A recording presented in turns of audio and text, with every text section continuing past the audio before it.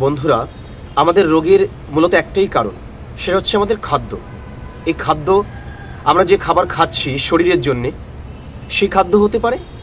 আবার আমরা আমাদের মনে যে সমস্ত খাদ্য দিচ্ছি, যে সমস্ত দুশ্চিন্তা, যে সমস্ত উদ্বেগ, যে সমস্ত আমাদের মনের জন্য অহিতকর সেই সমস্ত চিন্তা, সেই সমস্ত ভাবনা, সেগুলো আমাদেরকে মনোগত যে স্বাস্থ্য, আমাদের যে মানসিক স্বাস্থ্য, সেটাকে রোগগ্রস্ত করছে।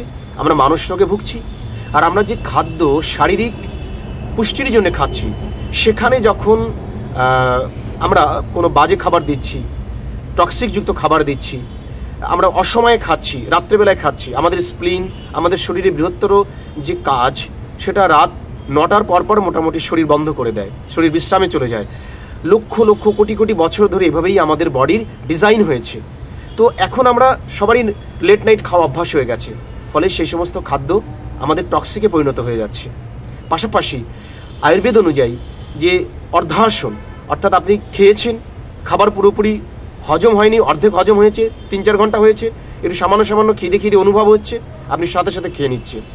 হ্যাঁ, তো খাবারের মাঝখানে এই যে বারবার করে খাবার খাওয়া, যখন খুশি খাবার খাওয়া, যে সময় খাবার খাওয়া, রাত বিরেত নেই খাবার খাওয়া, যখন খুশি চা বিস্কুট যা মনে হচ্ছে তখন খাচ্ছি, এবং দূষিত খাবার, পয়জনাস খাবার, ময়দা অর্থাৎ ফাইবারহীন খাবার, লাল আটার পরিবর্তে সাদা আটা খাওয়া, লাল চালের পরিবর্তে এখনকার দিনের যে সাদা খাবার খাওয়া, জিএমও খাবার খাওয়া, জেনেটিক্যালি মডিফাই খাবার খাওয়া, এই সমস্ত খাবার আমাদেরকে রোগগ্রস্ত করছে।